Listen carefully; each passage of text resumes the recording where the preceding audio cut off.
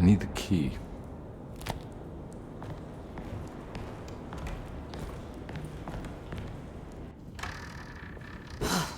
Got to be around here somewhere. He wouldn't leave this house. I don't know what to think anymore. You run into that detective fella? Who is he? Can he be trusted? I think he one of the good guys. Well, you know, like us. Will he be all right with her coming? Praise the mother. He don't need to know about all that. Just help the job. Just calm down. It ain't time yet. God, it hurts. As far as I can tell, Detective Comby seems to be solving problems, not causing them. Just be ready in case he starts anything.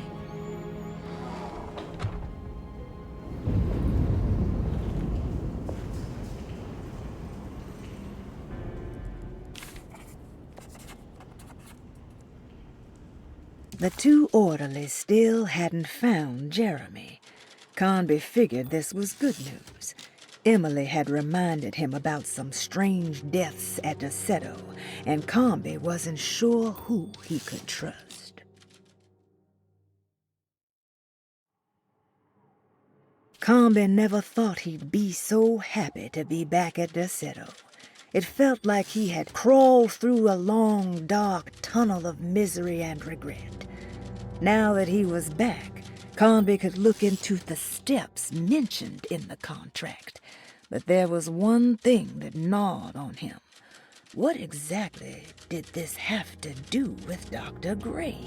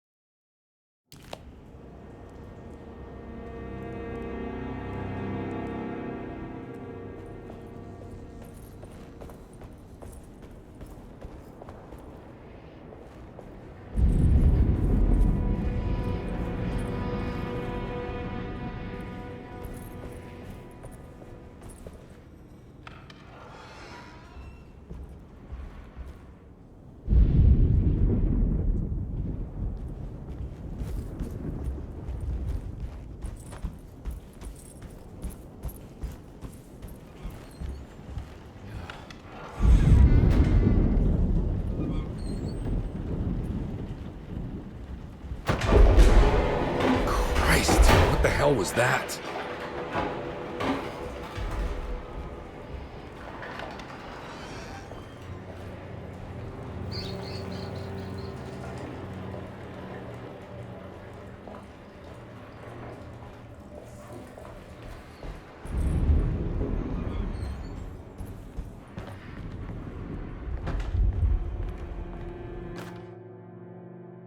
We must have faith that Jeremy's pact with the Dark Man is a bluff. If we are lucky, our visitors will find him and prove it's all nonsense before night falls. What is true is our attempt to call on her. Too many things have happened for this evening to be in vain. Think of Jack and Cassandra, even Perosi, whose circumstances I can't understand. Grace is a goat without horns. She knows it and will play the role. You must talk to your brother, Baptiste. I worry that he will fail us. Mrs. Thompson.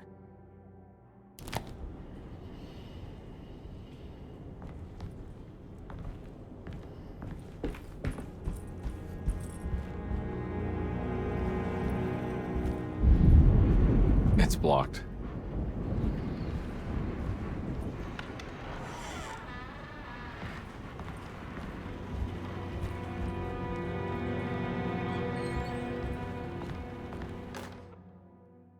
Lunacy and the Astarte Artist Colony, a monograph by Yael Klein. In early 1909, the old Derceto plantation outside of New Orleans was turned into an artist's colony. 3 famous European artists rented the house and the surrounding land from the owner, the Ledoux family. The colony was chiefly run by Sebastian Cortez, who was playfully dubbed the captain by his collaborators, William Arges and Heinrich Kassel. The colony existed for 6 years, until one day all 12 members disappeared without a trace.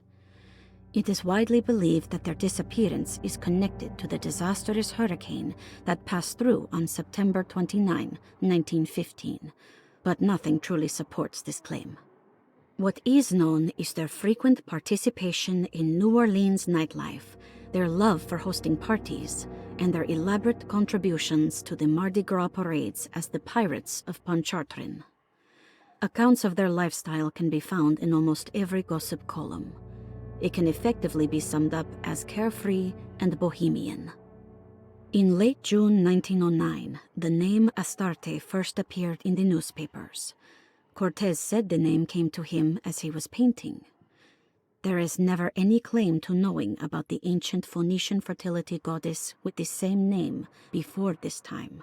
His fellow colonist Heinrich Kassel did know, because he later produced sculptures that show clear references to ancient idols of the goddess. It's impossible to know for sure how this name suddenly made an appearance, but it is interesting because of Derseto's history.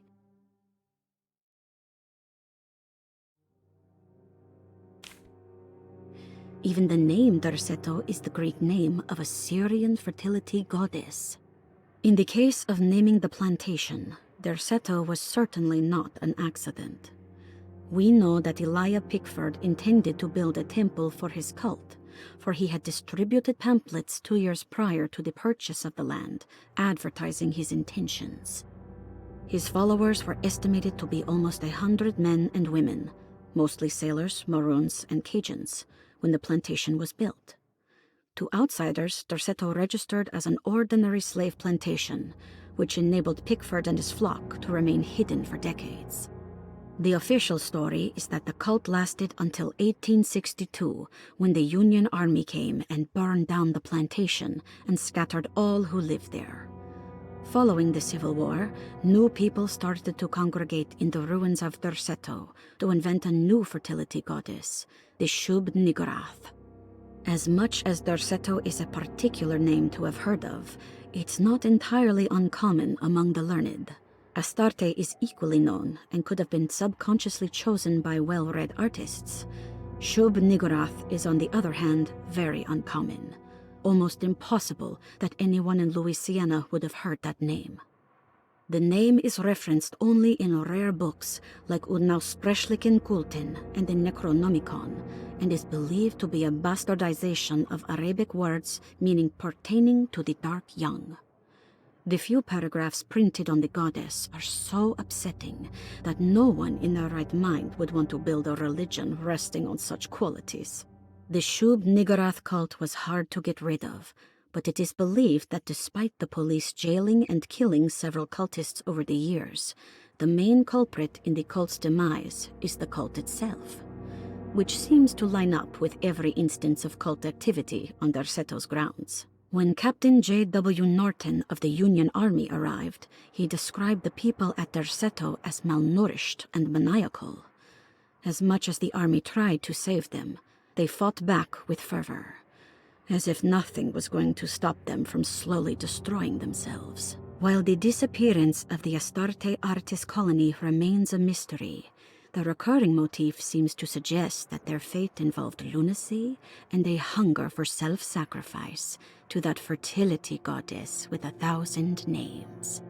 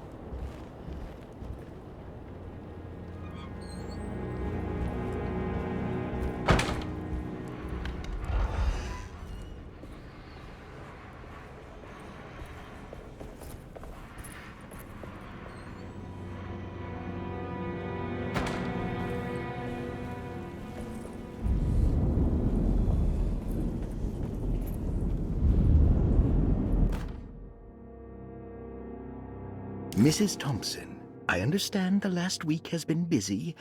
Under these circumstances, I find it important to remind you that Derseto's concerns are not a public matter, nor is it something that should upset you. Please continue your excellent work, and don't spend a thought on the death of Perosi, or, more importantly, the suicide of Cassandra Beauregard.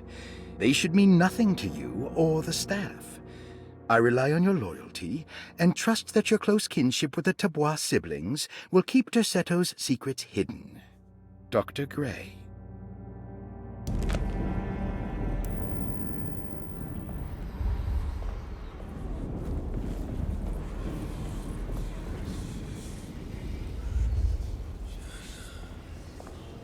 The girl you brought.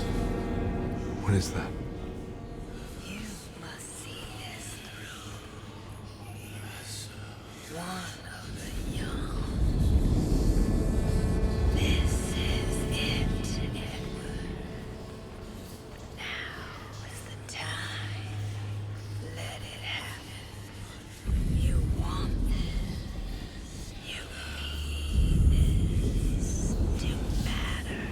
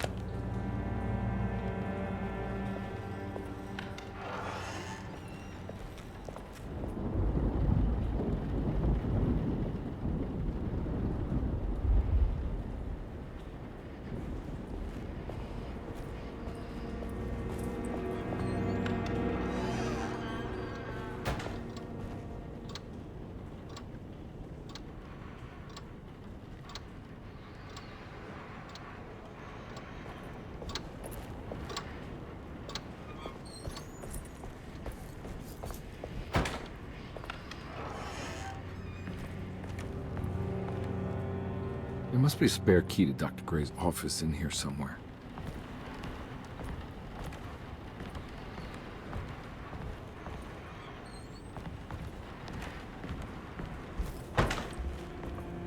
I need the key.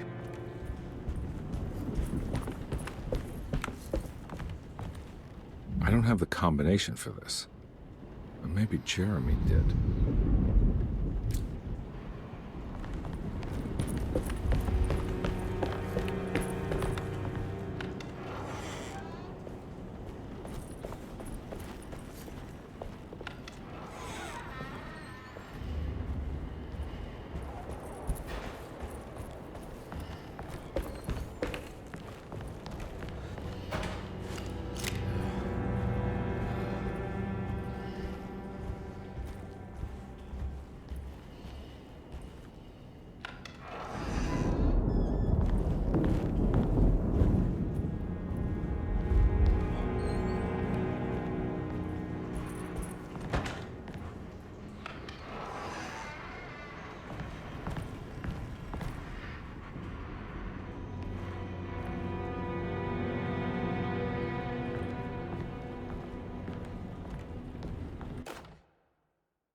Detective Comby, I'm terribly sorry that my niece has pulled you into this mess.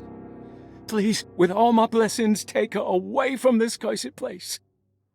I have destroyed that Eater of Worlds and locked it away in the attic and retreated to a place of hiding. Tell Emily I'm safe. Tell her all the lies you can think of to make her listen. Take her back to New Orleans. Sincerely, Jeremy.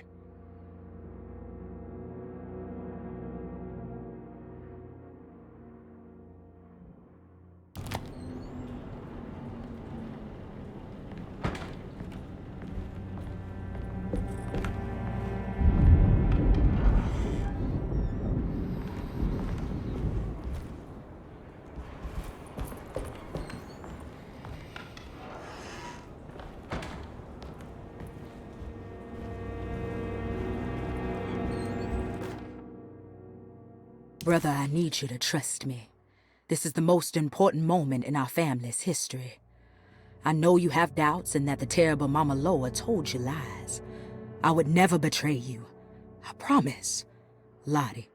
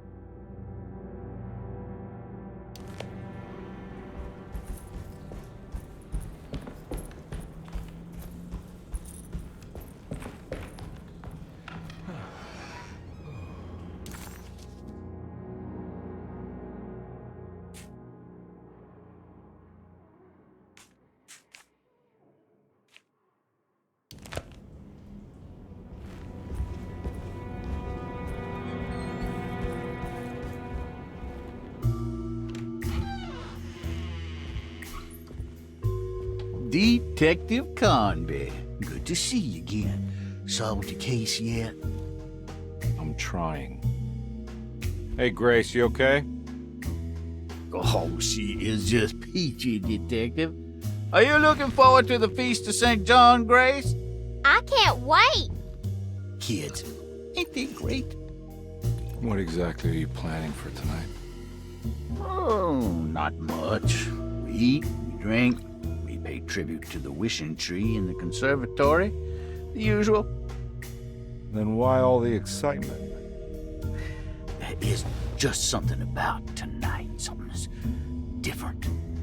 I think we all feel it. Besides, we got ourselves some new words for the prayer thanks to your buddy Jeremy. She'll come and turn the world inside out, and things will begin again.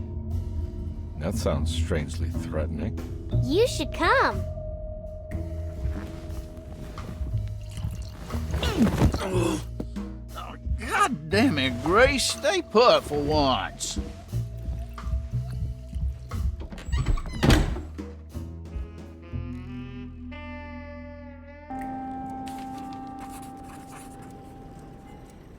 McCarthy was a deadbeat.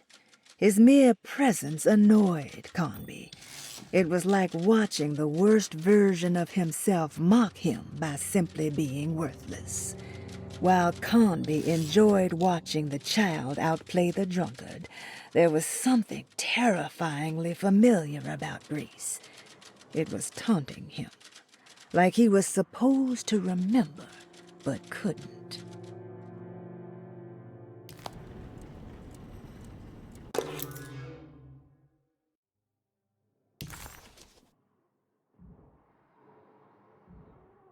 Better hold on to these. Wouldn't want them to get lost. There's something missing.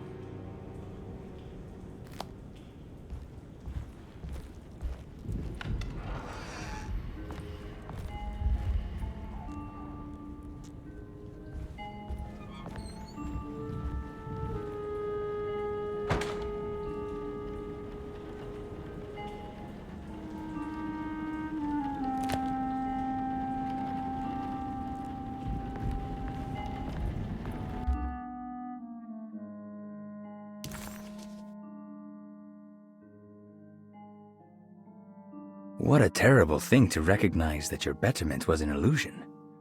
That you are so infatuated by the virtue of struggling that despite all your hard work, you made no real efforts to ever become well. Or that the treatment becomes such an obsession that instead of letting your wounds heal over time, you tear at the flesh in the hope that it will heal better and faster, if only it would bleed in the way you wanted. Do we ever become well?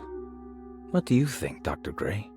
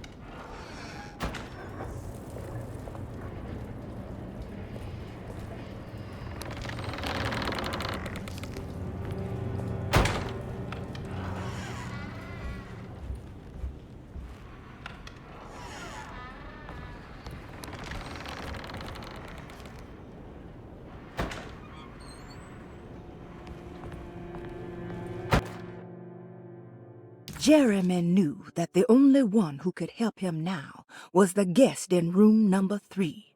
The room seemed to have been empty for so long. But that wasn't allowed to be true. The story needed to be different.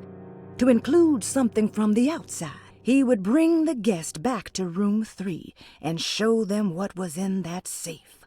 913. But those were not the right numbers. That was the combination for the safe in the clerk's office.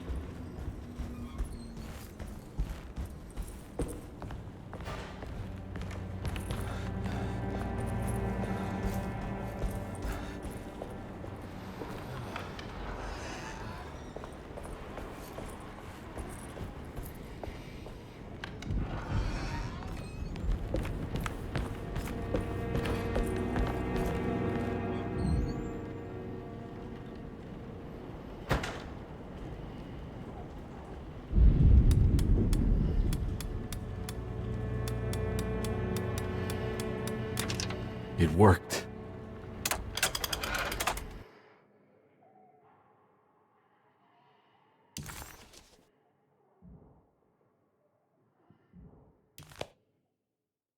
The last guest in the empty room suffered from severe maladaptation. I must write this down, because if I understand the condition sufficiently, it could make me deny this fact at a later date, and there is reason for me to think I may come to suffer the consequences from this dysfunction, as some who came in contact with the guest seemed to adopt a new worldview in which everything was predetermined but broken. Upon accepting this worldview, some memories became unmanageable and later rejected. I do not know what this means. I cannot even remember the fate of the guest. I think they were simply misplaced one day and forgotten. Just like all documents pertaining to this guest, they have all been destroyed, or they never existed in the first place. Who wrote this? There has never been a guest in the empty room.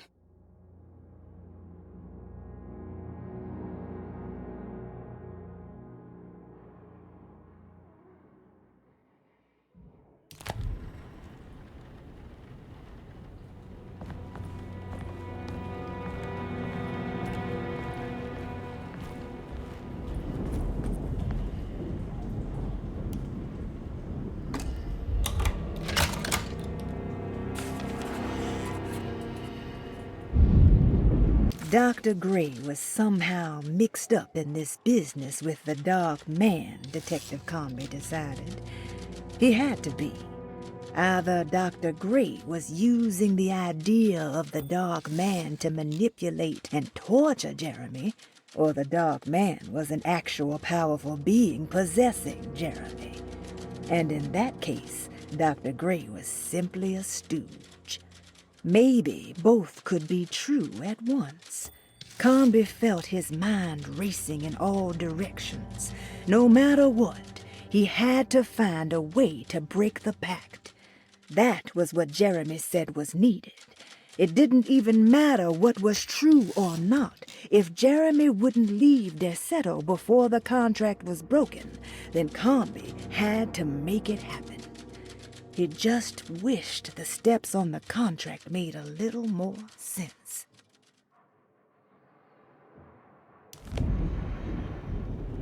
Dr. Gray's office, all to myself. Let's see if we can figure this guy out.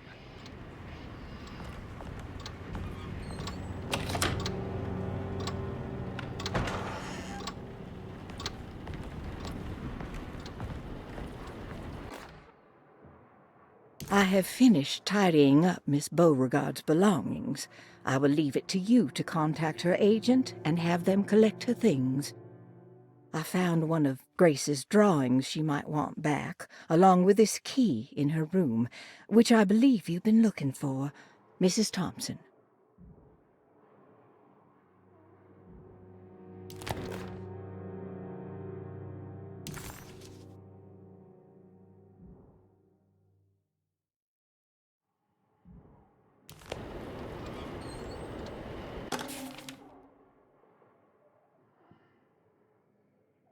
This is where McCarthy has hidden my favorite young.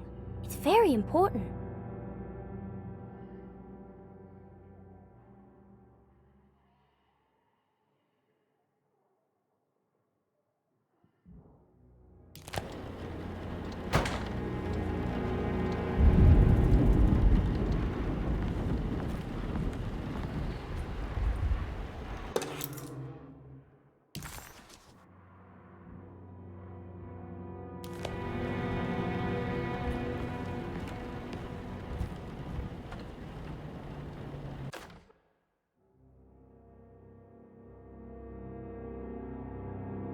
Dearest Dr. Manzetti, I find myself in a losing battle with my patient. As I've disclosed in my previous letter, his delusions have him completely captured. It's bad enough that he is torturing himself with paranoia, but his madness turns out to be quite persuasive to others, effectively laying the ground for mass delusion. I am writing to you in hope that you can give me some guidance. Beyond my ambition to avoid devastating surgery on my patient, I have grown worried about my own defenses. The words of my patient are deranged, yet they often resonate with something primitive within me. I have tried photographing his brain with X-rays. It was surprisingly difficult to get good results. Dark blotches on the plates kept obscuring all details. My patient looked at the bad plates and cried out in terror, telling me the dark areas was the shadow of the worm, eating him from inside. I could not see anything out of the ordinary. I hope this is a sign that my mind is not as receptive to the madness as I had feared. After further inquiry, my patient described the shadows inside his mind as some kind of chthonic monstrosity that wants to undermine his sanctuary. This is clearly a reference to a place he calls Teroea, a sort of library or convent that works as a psychological haven. With this imaginary haven threatened by this Chthonian, he has now constructed another, less pleasant hiding spot.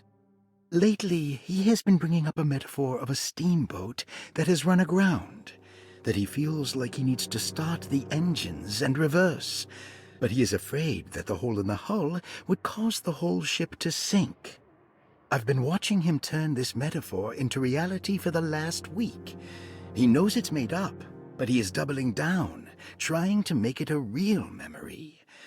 I feel certain that this is my chance to break through the barriers of his self-deceit.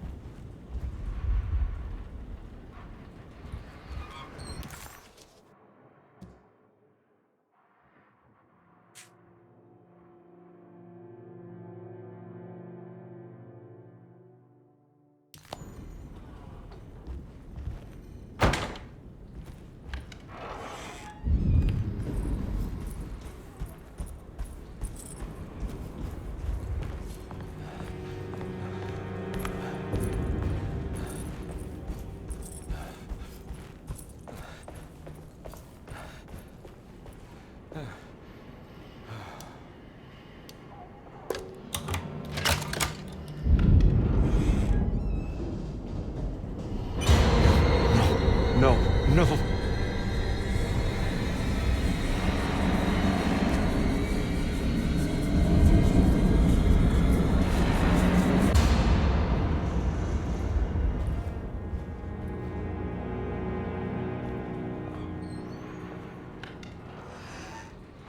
Surprisingly neat. Maybe I've been selling that old barfly short.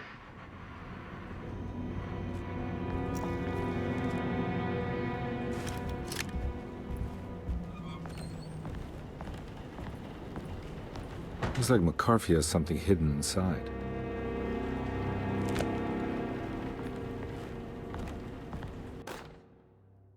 Sometimes I think this place makes me worse. That Derceto might be my grave. A coffin made of ostentatious architecture. A Taj Mahal for the drunken depressed. There's something about Derceto. Something about Dr. Gray. Like we all pretend that we're here to get better, when in fact we are here to be forgotten.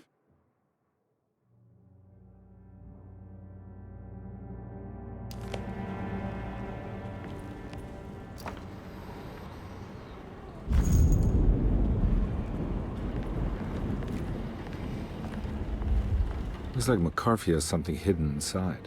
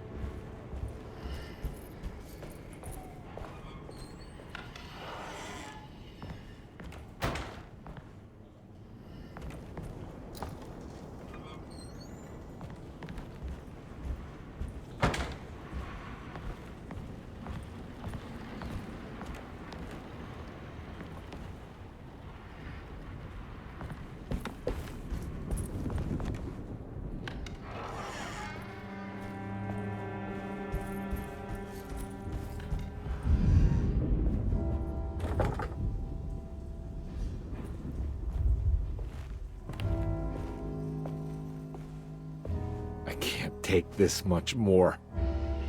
This has to end.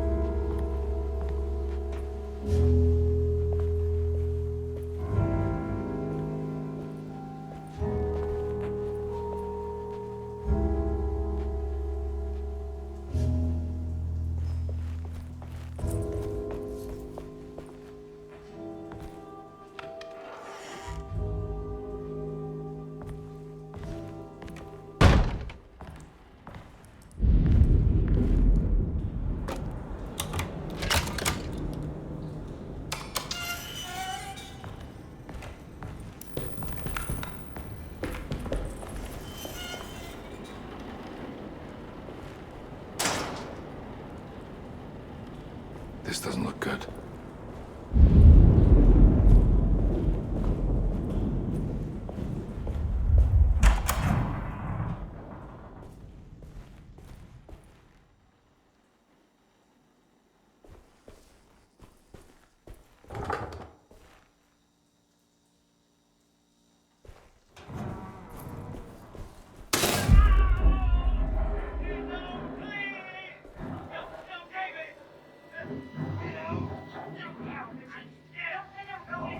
I need the key.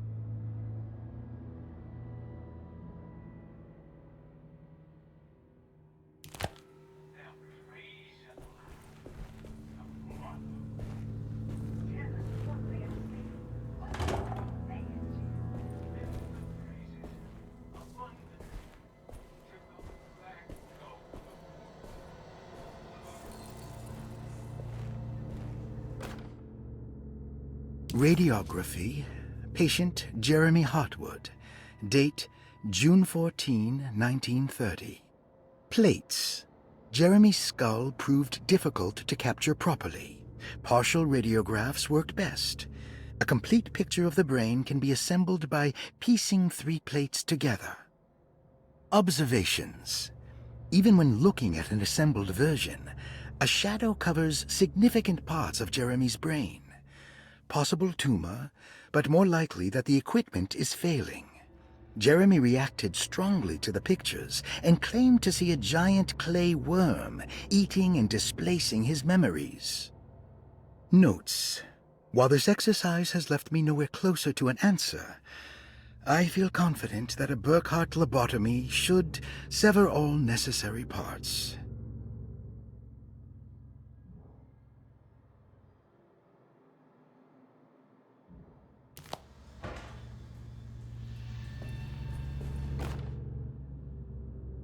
Hypothetical psychosurgery based on the ideas by Burkhardt and the St. Petersburg research could end up saving Jeremy's mind. Severing the connections around the frontal lobe would certainly solve most mental afflictions. The procedure would be brutal in performance, as well as in efficiency. An ice pick pushed through the edge of the eye and into the skull would untether the nerves like Alexander cutting the Gordian knot. As this would likely leave Jeremy in a very different condition, all other paths should first be explored. The medical instrument I would need for this lobotomy is missing, and I should have Waits order a new one.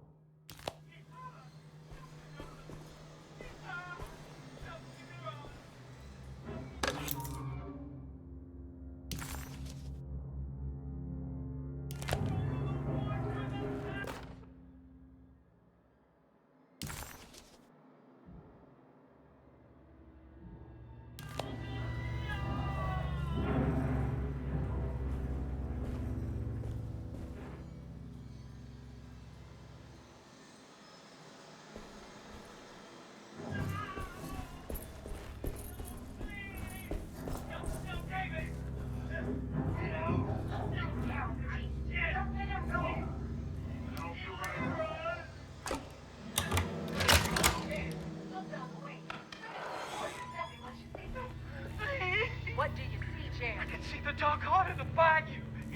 It is surrounded. By what, Jeremy? Dark young. 1,000 young! You have to keep looking, Jeremy. Let him be, Lottie. We have to know, Baptiste. We've worked so hard. What can you tell us, Jeremy? Please give us something. I hear voices. What do you hear, Jeremy? Whisperings. A giant. It's the young. They're praising her. The mother. Tell us what they are saying. What are they saying, Jeremy? Ever the praises, abundance to the black goat of the woods. Hear us, mother, and take pity on us.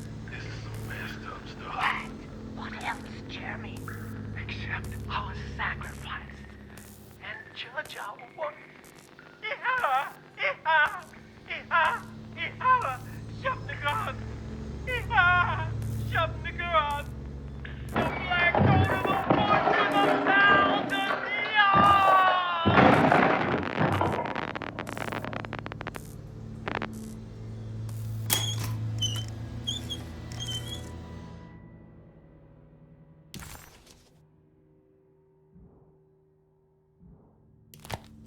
Don't mind if I do.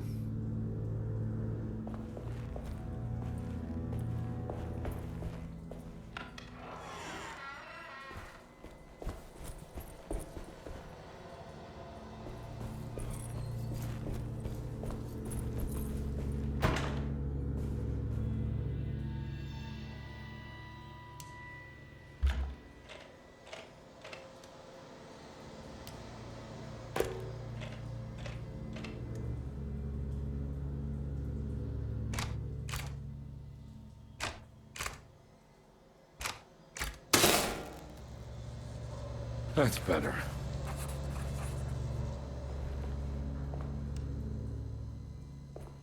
Dr. Gray had been putting Jeremy through some thorough medical investigation. He was trying to break through Jeremy's stories and get to some truth, just like Comby was. Could Dr. Gray have been trying to break the contract as well?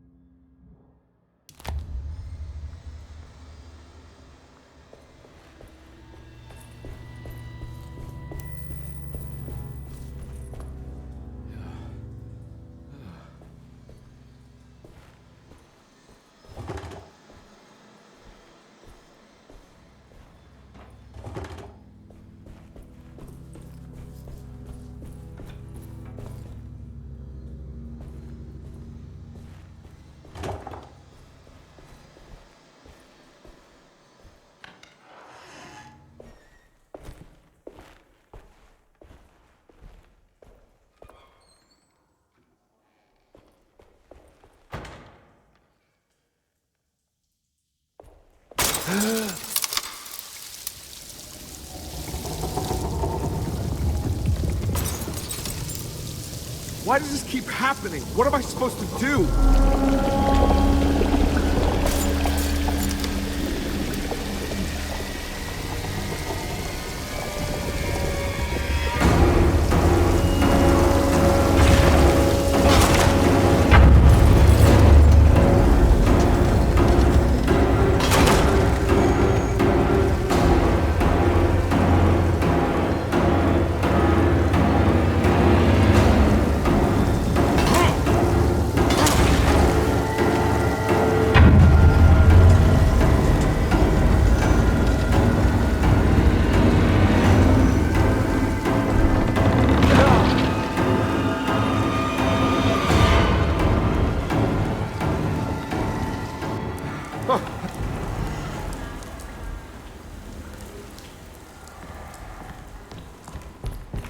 And we're back here. Well, perfect time to have a look around this place.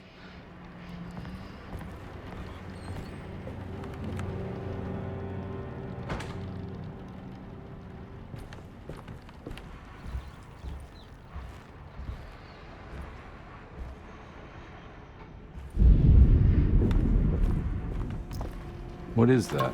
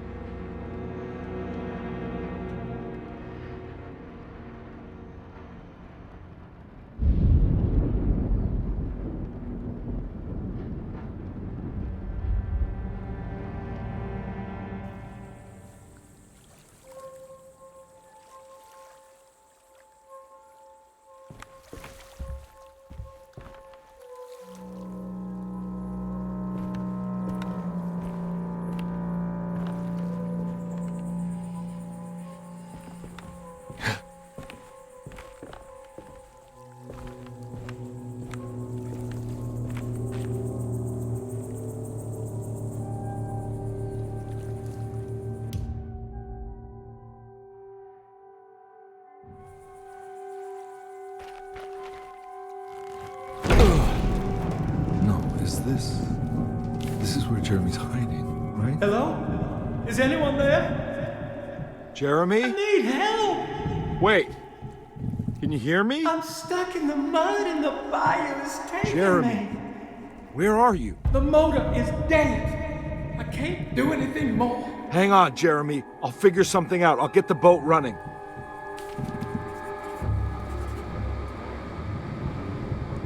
Jeremy was calling out for help, but Conby entered some new mucky dreamland of Jeremy's, a long-abandoned steamboat aground in the bayou.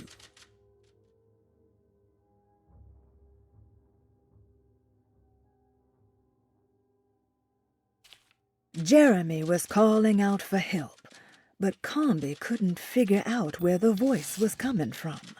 For a moment, Conby wondered if the boat itself was Jeremy, or if he was below it somehow. It didn't matter right now. Jeremy was clear on one thing. He wanted Conby to get the steamboat running and out of the mud.